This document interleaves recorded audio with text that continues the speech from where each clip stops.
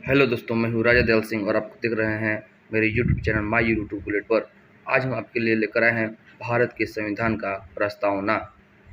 जिस प्रकार कोई भी बुक का प्रथम पेज उस बुक में क्या लिखा है उसको दर्शाता है, उसी प्रकार हमारे संविधान का प्रस्तावना हमारे संविधान का सार है।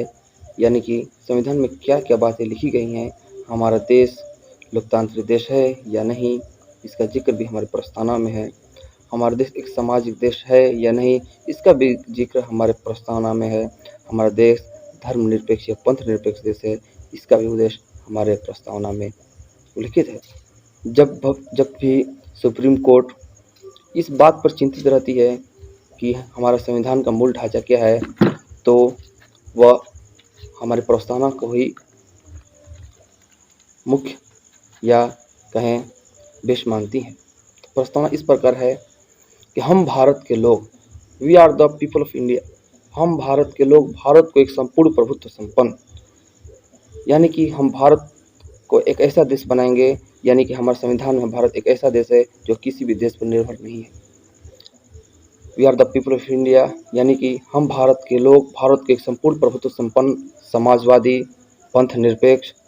पंथ निरपेक्ष का दो अर्थ होता है, एक नकारात्मक अर्थ और एक होता है सकारात्मक अर्थ। नकारात्मक अर्थ यानी कि हमारा देश का कोई भी धर्म नहीं है। स्पष्ट रूप से संविधान में लिखा गया है कि हमारा देश का कोई भी धर्म नहीं है, और इसका सकारात्मक अर्थ है कि सभी धर्म समान रूप से भारत में लागू होंगे। जो भी दुनिया में धर्म है या जो भी आगे दुनिया में धर्म बनेंगे, उसका हमारे भारत में समान इज्जत प्रतिष्ठा और उसको अपनाने वाले लोग को मान्यता दिया जाएगा। हम भारत के लोग भारत को एक संपूर्ण प्रभुत्व संपन्न, समाजवादी, पंथ निरपेक्ष और लोकतंत्रात्मक गणराज्य बनाने के लिए, लोकतंत्र यानी भारत जनता का शासन ये होता है, जनता द्वारा होता है, जनता के ही नित्य संचालन में यह संचालित होता है, यानी by the people, for the people और ऑफ द पीपुल के द्वारा जो डेमोक्रेसी है वह संचालित होती है। इसका भी जिक्र हमारे प्रस्तावना में है। और गणराज्य क्या होता है, तो गणराज्य यानी कि राज्यों का समूह को ही गणराज्य कहते हैं, यानी कि यूनियन है। हमारा जो राष्ट्र है वो राज्यों का यूनियन है।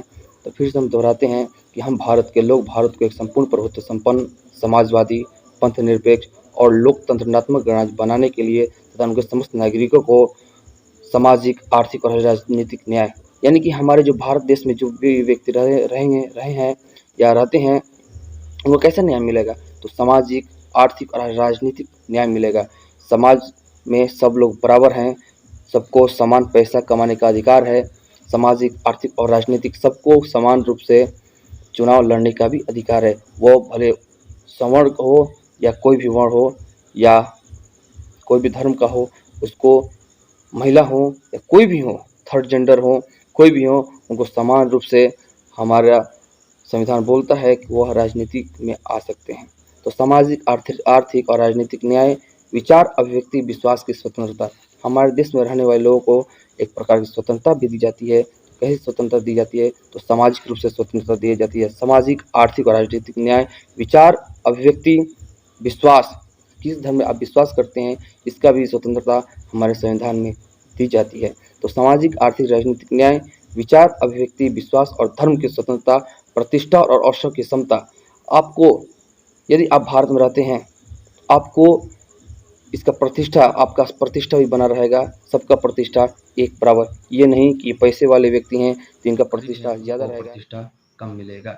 यानी कि विचार, अभिव्यक्ति, विश्वास, धर्म और उपासना की स्वतंत्रता, प्रतिष्ठा और अवसर की समता प्राप्त करने के लिए तथा उन सब में व्यक्ति की गरिमा और राष्ट्र की एकता, अखंडता सुनिश्चित करने वाली बंधुता बढ़ाने के लिए इस संविधान सभा में आज तारीख 26 नवंबर 1949 ईस्वी को एकदत्त द्वारा इस संविधान सभा को अंगीकृत, अधिनियमित यानी पारित करते हैं, अधिनियमित और आत्मसमर्पित करते हैं यानी कि अपनाते हैं। यानी कि ये बात याद रखिएगा कि 26 नवंबर 1949 ईस्वी को संविधान का कुछ नियम लागू कर दिया गया था, यानी कि 26 नवंबर 1949 ईस्वी को हम अपने संविधान को अपनाए थे यानी एडॉप्ट किए थे, लेकिन पूर्ण रूप से लागू किए थे हम गणतंत्र दिवस जिस दिन को मनाते हैं, यानी कि 26 जनवरी को 26 जनवरी 1950 को हमारा संविधान लागू हुआ था और 26 नवंबर 1949 ईस्वी को हमारा संविधान एडॉप्ट हुआ था, यानी कि उसको हम लोग अपनाए थे।